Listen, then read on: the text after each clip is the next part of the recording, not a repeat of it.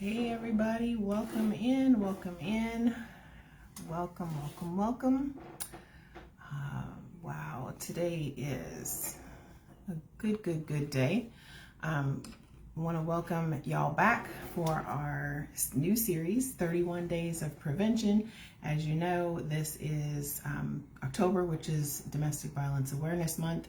So 31 Days of Prevention is going to be an investment in 31 days for us to come together, share information, inspiration, and motivation to increase awareness about domestic violence and prevent future and ongoing abuse. So today is day 2 of our series, and so I wanted to come in live early on in the series so that we can have an opportunity to connect live. But for those of you who may not be familiar with me or familiar with the work that I do, let me give you just a little bit of background about myself and a little bit of background about what we do as an organization. So my name is Marci Batiste. I am the founder and executive director for 9 Seconds, which is a progressive nonprofit with a heart-centered mission and a non-traditional approach to domestic violence prevention. I don't know if y'all were aware of this, but every 9 seconds, a woman is abused or assaulted in this country, and that's not okay. It's not okay, and because it's not okay, that's why we exist. So what we do is we partner with businesses, schools, colleges, and we travel across the state of Arizona to offer keynotes, workshops, life skills classes that are going to provide women with the resources and the training that they need to secure their health, their safety, ensure their success in life, and more importantly, to truly make an impact and change the trajectory of domestic violence within the state of Arizona. Many of you know I'm also a sister survivor turned champion for domestic violence prevention, which is kind of why we're here today, why we're doing this series. And for day 2 in our series, we're going to talk about access. We're going to talk about access, what access means, how it applies to domestic violence, because in terms of domestic violence, there are a number of different ways that we can begin to tackle the problem. And one of the key points of preventing domestic abuse is being aware of who you grant access to. So oftentimes we think about access in terms of like passcodes or access to a certain college, or we think about being able to get into a concert. We think about it in sort of abstract type of terms, but we don't necessarily always think about it in terms of people. But access applies to people as well, and in the construct of it applying to people, we still think like political figures, right? They've got the security service, Secret Service team that prevents people from having access to them. Celebrities prevent people from having access to them. But as just regular folks, most people don't ever take time to consider who they grant access to within their own lives, the people that they allow access to themselves, to their homes, to the details of their life. Like who you share information with is a big deal. So although you might not be famous, believe it or not, there are people who count on and who rely on their ability to have access to you. I used to say all the time, people don't miss me, they miss access to me. And that's usually the case. Like it's not so much you as an individual that some people miss, it's just they don't have access to the things, they don't have access to the associations, they don't have access to a lot of benefits that come with their association to you. And so even though you may not be famous, you still have to be mindful of who you grant access to in your life. I know for me, I never really thought about who I granted access to. I never thought about who I had around me. I never thought about how those associations or how those relationships came to be what they were. And so for me, a lot of that, what I had to go back and I had to look. So going back to my childhood, I used to think, well, I was an only child. So to me, more was always better. Having more people around me, having more friends, like more meant better. And it was later on in life when I realized that it's not the quantity that matters, it's the quality that counts.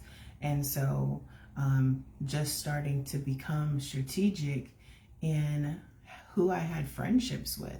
But unfortunately for me, I didn't start having those conversations with myself. I didn't have to start asking myself those types of questions until it was too late.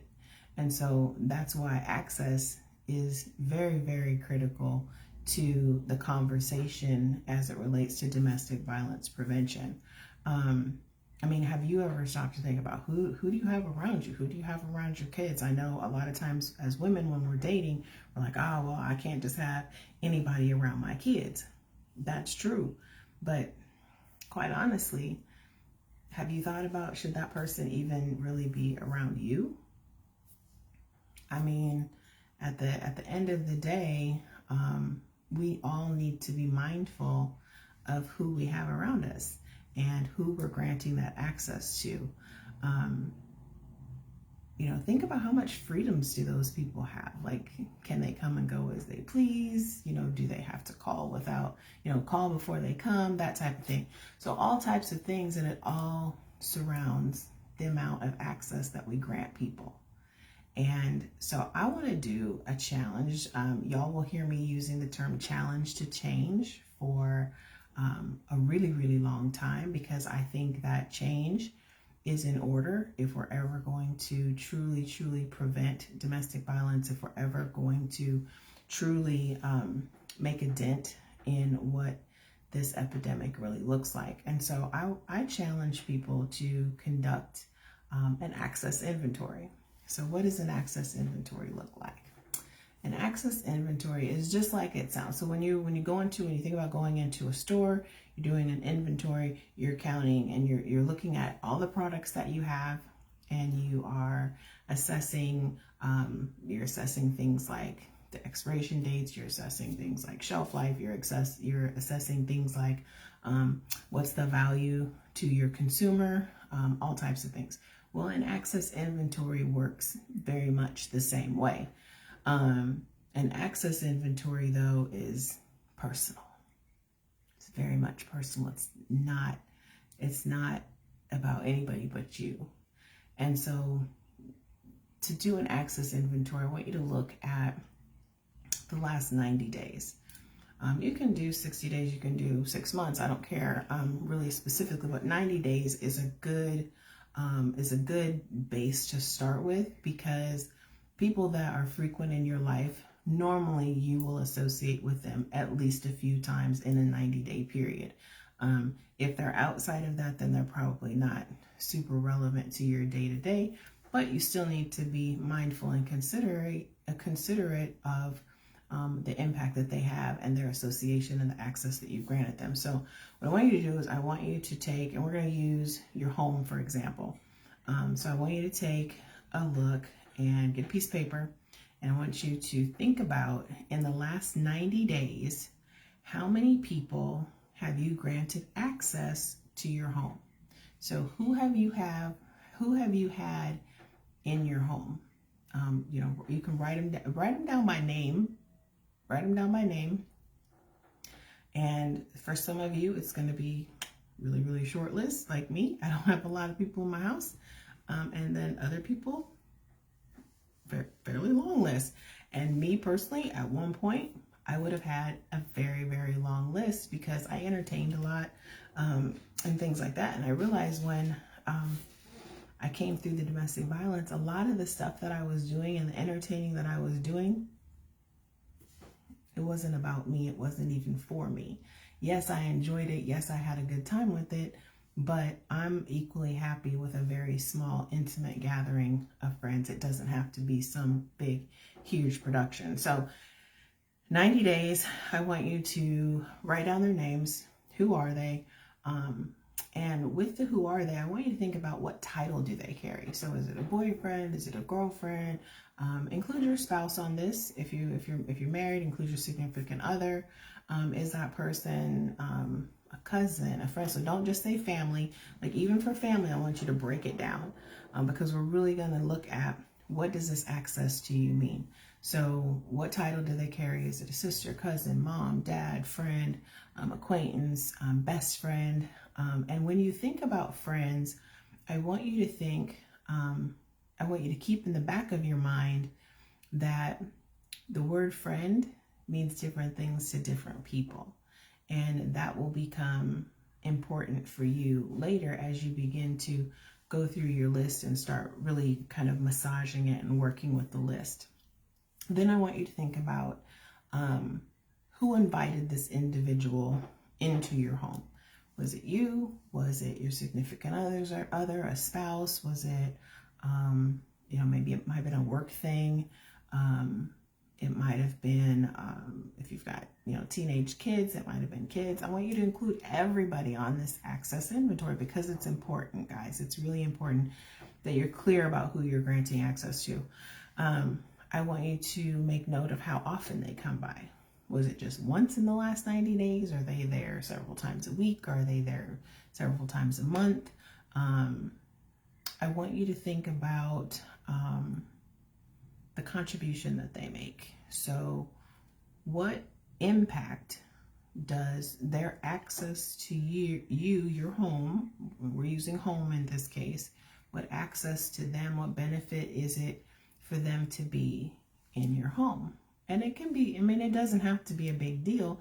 It can just be that they make you happy, like you have a good time with them, you enjoy their company. But then I want you to think, so I want you to think about what's the benefit? What are you getting out of it? And then I want you to take that piece and go just a little bit deeper. And I want you to think about, how do you feel when they leave? How do you feel when they leave? Because sometimes you'll invite somebody into your space, and while you enjoy the time that you have together, when they leave, they're exhausting. You feel drained. You feel empty. Maybe there's somebody who's super, super needy, and while you may enjoy their company, they wear you out. You're tired. You're emotionally spent when they leave. So look at your access. Look who's, and again, we're talking about your home right now. So in the last 90 days, who's been in your home? Who invited them? What did you feel about the experience? What was the benefit to you? What title do they have? You want to document all of that. Because here's the thing, most of us never set aside time to do this. And so we just go about life and living life and doing life and letting life happen around us instead of truly creating the life that we want to live. And particularly when you come from an abusive environment or you've got a generational system of abuse, you learn to just let people into your space and into your life without consideration for your best self and your overall well-being. And so you have to get past that, and this access inventory helps you do that.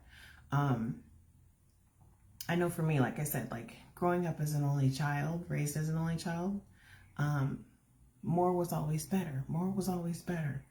And so I applied that same mindset that I got back as a little girl, because for the most part, until I was in my 40s, that little broken, bruised, battered, sad, lost, lonely little girl was calling the shots in my life. She was calling the shots. And so I applied her rules to my life without ever stopping to think about it.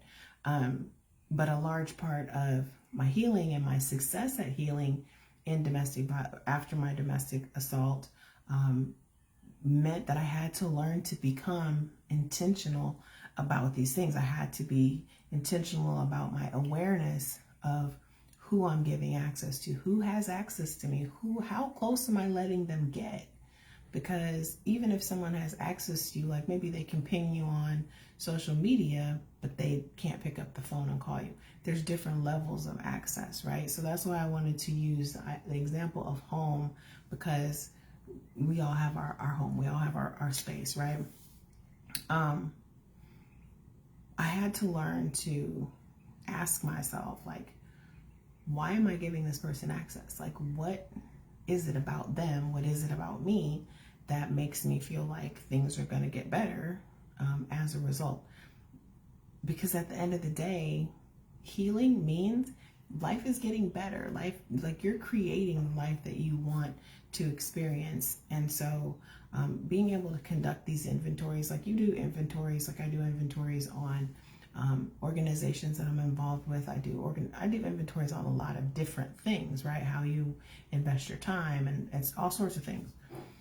But the access inventory is where we really, really start digging down deep to the root for prevention. And this is, at 9 seconds, like, we are all about the root. We're not about, just dousing little flames as they pop up and trying to stomp them out. We're going after fire itself, right?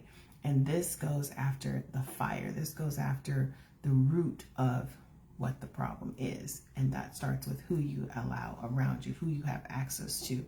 And then ask yourself too, like, does this person, I do, like I said, doing these access inventories, you do them once, maybe annually, every 6 months, maybe, because you want to figure out, does this person still fit? Because sometimes the people that we engage with at a certain point in our life are there just for that season, right? They're not there. They're not the long-term people. They're not the permanent people. And the truth is, like, everybody that we call a friend doesn't call us a friend back. They just don't. And it sucks. Some people are there with you, but they're not for you. They're for what you can do. They are there because they want an inside track or something that they have access to as a result of their access to you provides a benefit to them. Those aren't friends, those are frenemies. And you have to learn the difference between your friends and your frenemies. And the access inventory allows you to take all the information that you're compiling about these individuals and say to yourself, okay, is this person a friend or is this person a frenemy? And in a lot of cases, sadly, they're frenemies. They're not really truly friends. And once you drill down to actually who are your friends' friends and not your frenemies, you start to realize that, it wasn't what I thought. Like, and that's when getting intentional about these inventories really, really comes in handy.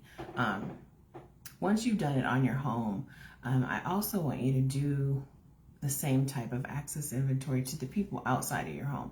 They don't have access to your home, but they have access to your head. They have access to your heart sometimes, to your thoughts, to your feelings. They have access to you. They have access to the inner parts of you, even if they don't have access to your home. So keep that in mind.